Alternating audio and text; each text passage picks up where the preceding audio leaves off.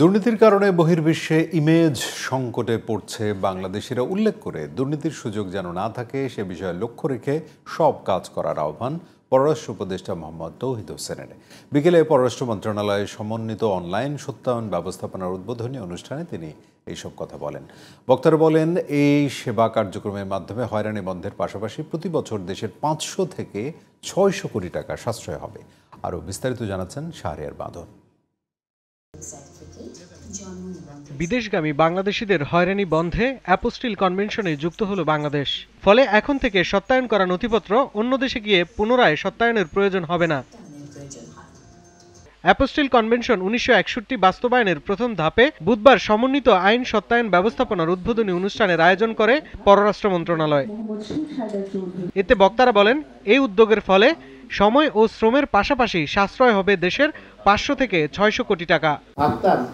যে কোন ব্যবস্থার মাধ্যমে এই অবস্থার অবসান ঘটবে, যে তারা তাদের নিজের বাড়িতে বসে থেকেই এই সার্ভিসটা পাবে। সংস্কার নিয়ে ইদানিং যে সমস্ত কথাবার্তা বলছি তার মধ্যে মনে হয় খুব বড় একটা কাজ আজকে আমরা এখানে করতে পারলাম। সেবা কার্যক্রমটির মাধ্যমে কাগজপত্র সত্যায়নে মধ্যস্বত্বভোগী দালাল চক্রের দৌরাত্ম্য সহ বন্ধ হবে নানা ধরনের হয়রানি। যে ভোগান্তি ছিল, যে হয়রানি ছিল এবং অনেক শ্রমের বিষয় ছিল, কষ্টের বিষয় ছিল, সেগুলো সম্পূর্ণাংশে মানে সর্বাংশে সফল হবে।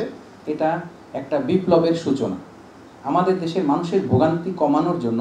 যে আরও দ্রুততার সাথে ঝামেলাহীনভাবে হয়রানিমুক্তভাবে এই সত্যায়ন কার্যক্রম আইন ও বিচার বিভাগ যে অংশটা করে সেটা আমরা করার জন্য ভবিষ্যতেও আন্তরিক থাকব।